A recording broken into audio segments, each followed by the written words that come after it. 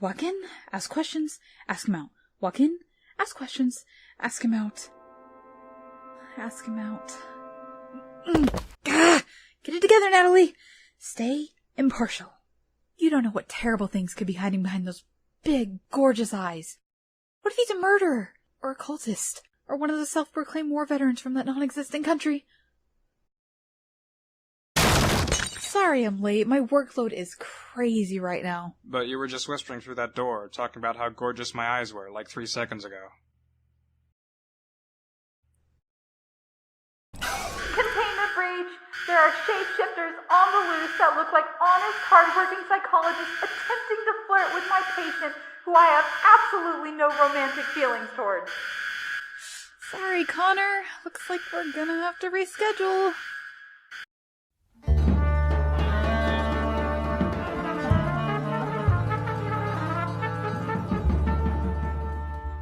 Guess they all got away. Can't catch all of them. So, Connor, let's talk about the root of your confidence issues. Who were the most influential people in your childhood?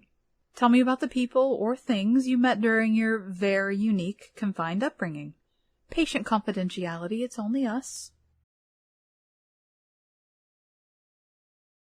As a kid, I was transferred a lot. One time I met a guy who involuntarily jumped between alternate dimensions. He seemed nice, but conversations with him were a pain.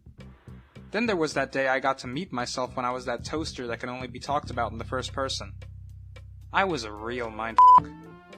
When I finally met a kid my own age, he was cool, I guess. He told me that he could force any adult to take care of him, groom him, and then feed him until they died of starvation. Lucky. There was this ghost that possessed one of my corpses once. We hung out for a while until he got bored of me and possessed some cooler kid.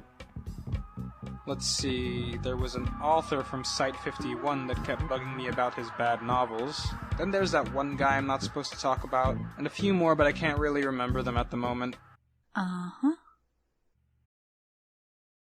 Actually, you know what? I did have a real friend for a while. His name was Gilbert. I was probably 11 years old at the time. Site 6-3 had a huge childcare center that I got to stay in for a while. I tried to make friends, but it was an international site, so most of the kids spoke Mandarin, alternative French, the secret script, fire tongue. You know, the usual. Soon enough, my dumbass thought all the other kids would get a kick out of my regeneration powers. They didn't like it. But somebody thought it was cool. It was one of the pet octopi from the kids' aquarium. Turns out these octopi were psychic, so it didn't matter what language I spoke. I called him Gilbert. He was bullied a lot by his siblings because he couldn't change his colors. They snuck up on him and kept eating his food during feeding time. Gilbert always used to tell me that he wished he had my regeneration powers because of how useful that must be to fight against the winged menace. I don't know what he meant by that, but it made me feel pretty important. So I always made sure to keep him well fed whenever his brothers and sisters would go to sleep. He also told me that one day he and his family would finally travel back to the ocean. Somehow. He said it was beautiful, and promised that one day I would see it too. On one occasion, I was given permission to visit Gilbert's main tank in the aquatic center. They took him and all the other octopi there for most of the week. I was pretty excited to see Gilbert's mother. Octopus don't use names, so he just referred to her as the Big Gilbert. Was the Big Gilbert as sweet as the Little Gilbert? Connor?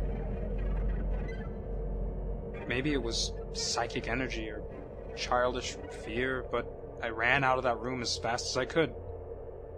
Somehow I knew the mother didn't want me near her or her children, so I never came back. I guess Gilbert wasn't allowed to visit the childcare center either.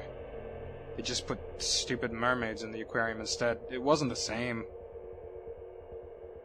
Anyway, I'm sure he's fine. I always used to tell Gilbert that he should ditch his family the second he got out. Of the 9 octopus that escaped Site-6-3 that year, 8 washed up on the shores of Greece after an awkward battle with an army of crows. I have a photo up in my room that the aquatic center sent me, and Gilbert was right. The ocean is beautiful, even with the dead giant octopus in the middle, but it makes me happier knowing that he's out there, living life, getting mad octopusy. Interesting. So, if he's still out there, does this mean he lived past the average octopus lifespan? I don't know. Do they live long? Oh, dude, they live forever. Oh, thank God. This is the most I've ever shared with a therapist. You're so good at being not overbearing and unpleasant, Miss Powers. Oh, gosh, please. Call me Natalie. Well, you may continue to call me by my first name. I thought Connor was your surname. It's interchangeable. Oh my gosh. I feel like I can tell you anything. I wish we could just keep talking after this session.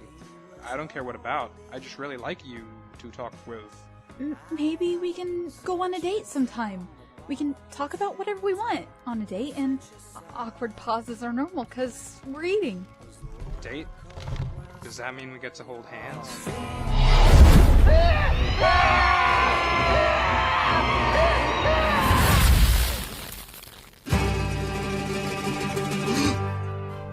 It appears I am free from the night terror dimension. Thank you, Connor. Thank you, Natalie. The sheer amount of sexual tension from you untouched virgins shattered the boundaries of reality, and now I can walk amongst the living yet again. Yes! By the way, session's next Thursday, Connor. Remember to bring your dream journal.